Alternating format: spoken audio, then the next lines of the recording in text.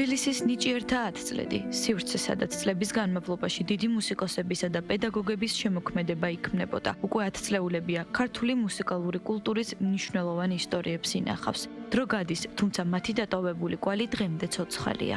იაშვილების ოჯახი კი ნიჭიერთა 10 წლედის ისტორიის გამორჩეული ნაწილი. დღეს ეს კედლები მევიოლინე ირინე იაშვილისათვის მხოლოდ შენობა არ არის. აქ მისთვის კვლავ ისმის მამის ხმა და დების პირველი მუსიკალური ნაბიჯები. ძალიან ვამაყობ მაგითი რომ არა ოჯახის წევრი თქვა რომ ადვილი ამბავია ეგა ვერ ვიტყვი რა თქმა უნდა. იმიტომ რომ სულ უნდა იყო აი ფორმაში რომ იტყვიან და გეჭიროს შენი დროშა მაღლა. ვიოლინოს სიყვარული და საშემსრულებლო ტრადიცია ოჯახში სწორედ მამისგან იწყება. სამი მევიოლინე, სამი განსხვავებული მუსიკალური გზა, მაგრამ ერთი საერთო საწყისი, ლუარსაბ იაშვილის სკოლა. მამა იყო ხოლმე ყოველთვის მაგალითი იმისა, რომ აი როგორ მოიქცევი, როგორ იქცევი საერთოდ მუსიკის გარდა ცხოვრებაში. მინდა ვიყო ჩვეულებრივი მამა. ამბობდა რომ წაგიყვანოთ გასართობად, პარკებში, კინოში, ცირკში, მე სულ უნდა იმეცადინოთ, უნდა ამარ გააცდინოთ, ეს ქონდაო. ხო და მაგხრივ იყო არაჩვეულებრივი, მართლა უნიკალური პიროვნება იყო. გადადებული შვილებზე, რომ აი შვილები მე გაუზარდე საქართველოს 3 შვილი. ესეთი ნიჭი ქონდა, ალღო ქონდა იმისთანა, რომ აი მე მინდა ესენი გამოვიდნენ მევიოლინეები და გამოვიდეთ. სოფლიოში ესეთი პრეცედენტი მე მგონი არ არსებობს, რომ 3 შვილი ყველა არც თუ ისე ცუდი მუსიკოსები გაზარდა. ყველაზე უფრო აი კონცერტები რო ქონია და ახლა სოლო კონცერტები ყოველ წელიწადს ქონდა კონსერვატორიაში და გასვლით ითაც და მამა თუ იყო დარბაზში მე ვიყავი წყნარად. მე რო გეტყვი რომ უნდა დაუკრა, ესე იგი მზად ხარ. ირინე იაშვილს დღესაც ნათლად ახსოვს გზა, რომელიც დებთან ერთად გაიარა. ყოველდღიური მეცადინეობა, ინტენსიური გაკვეთილები, კონკურსებისთვის მზადება, არაერთი კონცერტი და წლების განმავლობაში მოპოვებული წარმატება. მარინე იყო უზომოდ უყვარდა თავის ინსტრუმენტი. უზომოდ.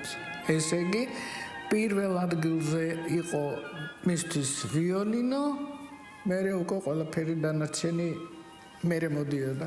მაგის გვერდით რა თქმა უნდა იმისანა მაგალითი მქონდა დაკვრისა, მიდგომისა, პროფესიონალიზმისა, რომ ეხლაც კი ყურში მაქვს მისი ბგერა, არაჩვეულებრივი საოცარი ბგერა და შესრულება და ნუ ეგ არის ჩემთვის მაინც მაგალითი ყოველთვის და იქნება სანამ ვარ.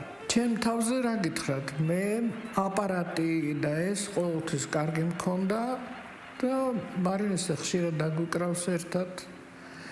ბახის კონცერტი მაგალითად, ვივალდის კონცერტი, რა ვიცი, ბევრი რაღაცები ერთად სახლშიდაც ერთად უკრავდით ხოლმე და სიძნელე არ გამომიცდია მე ვიოლინოზე.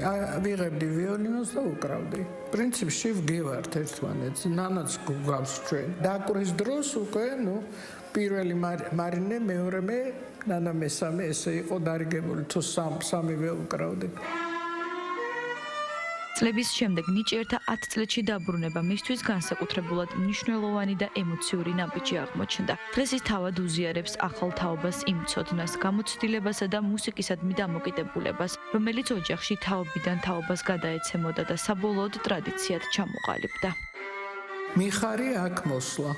მართლა ეს სიხარულით მორბივარ აქ. და ბავშვებს რაც შეეხება, რა თქმა უნდა, მინდა რომ გამოვიყვანო მოვახერხო და გამოვიყვანო კაი პროფესიონალები. მე ჯერ ვერ გრძნობ რომ აი მე უკვე ესე არ შემილია. რაღა მეხალისება და რაღა ვიცი და რაღა მინდა რომ გადავცე ჩემი რაღაცა ცოდნა ბავშვებს, ხო?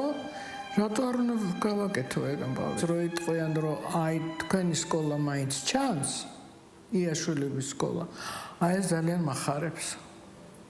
და ვეცდები სანამ შემიძლია რომ ეს სკოლა იყოს. მამის კვალდაკვალ დაწყებული ვიოლინოს სიყვარული და გზა, სადაც მუსიკა მხოლოდ პროფესია არ არის. ის მეხსიერება, ტრადიცია და თაობებს შორის გადაცემული ხმაა, რომელიც უკვე ქართული მუსიკალური სკოლის განუყოფელ ნაწილად იქცა.